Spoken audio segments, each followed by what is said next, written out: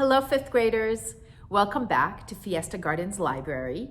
This is our 6th week of library during distant learning. Today, we'll continue to talk about the election. Some of you may have seen this in your homes. This is a sample ballot. We are definitely voting for a new president, but there are many other things that we are voting for. We are voting for members of Congress and school board and a bunch of different propositions. So this is a very important document for people to review. I just wanted to share that with you. The book I'm reading to you today is titled, I Voted, Making a Choice Makes a Difference by Mark Shulman.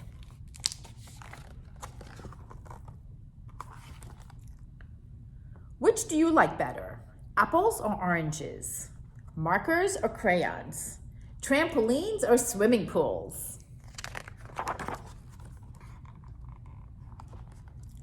Some choices are easy to make. Ice cream or onions? Some choices are harder. Ice cream or cupcakes? Anytime you choose one thing instead of another, you can say that you voted for it. When you're the only one voting, do you want a kiss? Yes or no?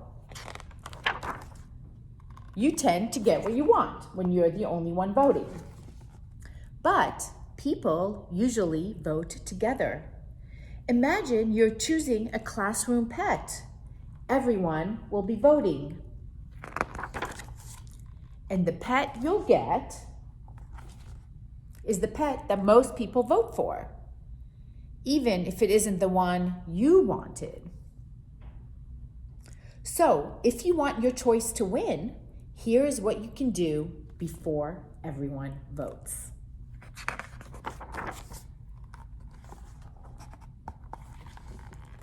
You can let people know which choice you want. You can work with the people who want the same thing. You can talk to the people who want something different. Maybe you will change their mind. Maybe they will change your mind. Then, when it's time to vote, you vote. It's simple. Sometimes everyone knows what you chose. Yes, no, yes, no. Sometimes it's a secret. But everyone's vote must get counted. And the winner is whatever got the most votes.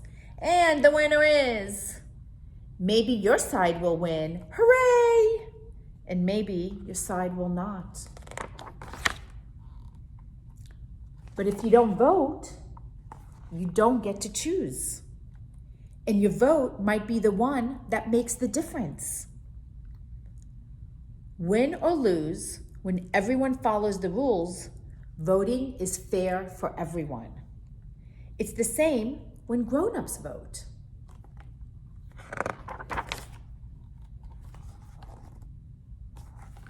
Grown-ups vote for the people who help run our towns, our cities, our states, and our country. They could be mayors, governors, representatives, senators, or even the President of the United States.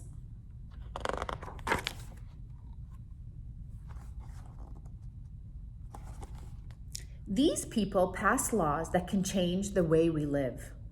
So we have to choose our leaders carefully because different leaders want different things. Some will do things you really like. Free for kids, welcome, free for kids. Some will do things you really don't like. No kids allowed.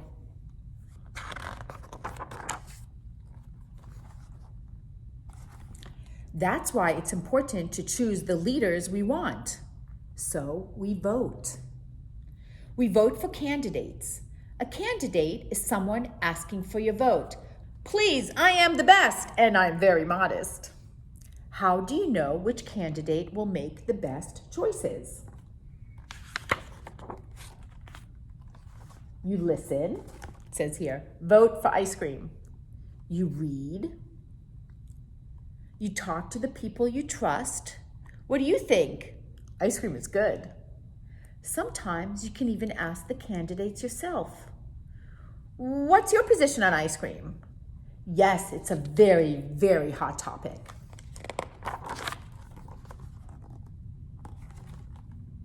When election day finally comes, everyone goes to the nearest voting place.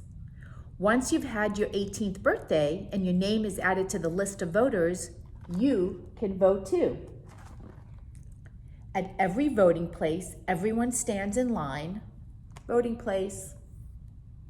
Everyone finds their name on the voter list. Everyone votes for a candidate and someone wins. If you're old enough, it's important to vote. If you're not old enough, you know what to do. You listen, you read, you talk, and ask, and tell someone who's old enough to bring you along on election day. When the voting is done, you might get a sticker.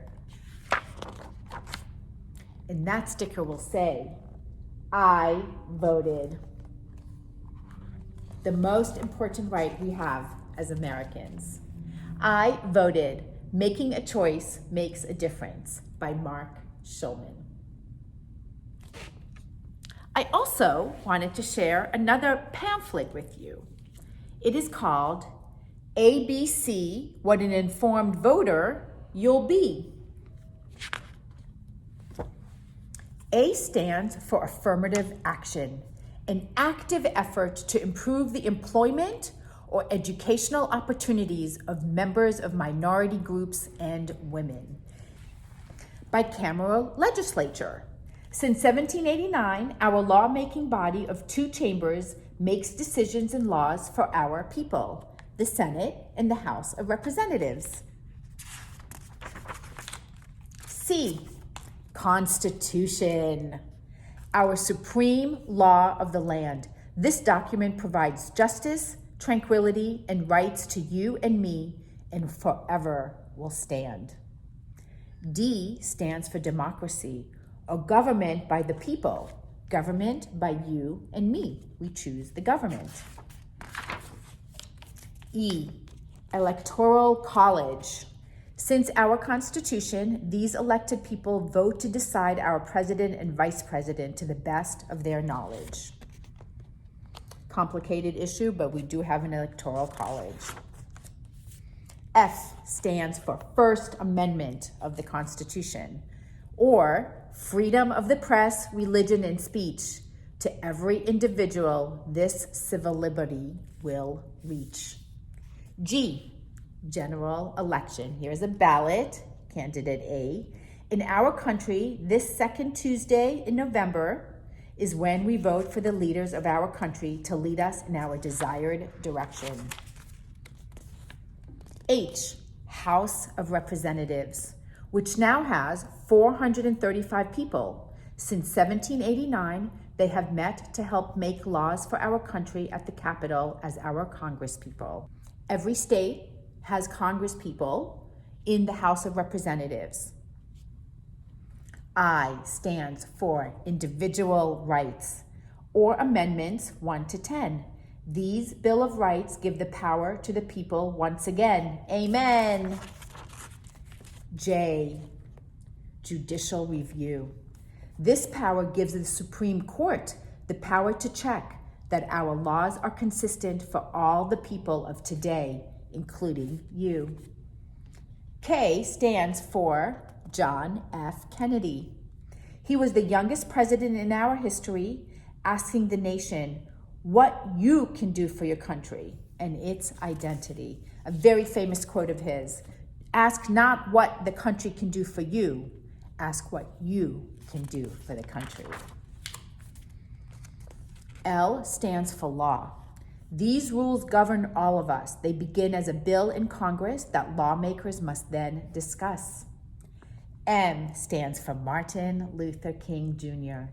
He was a social activist during the Civil Rights Movement who urged the people to let freedom ring. N stands for 19th Amendment, or the right to vote for women. It started in 1919 and has brought thousands of women into elections since then. And remember, We read about Lillian's right to vote. O stands for Oval Office, the president's office in the White House. It is in the west wing of the House, the opposite wing of their spouse. P stands for President, the head of the state. The president directs the executive branch and is our commander-in-chief. We've had 45 presidents in the United States to date.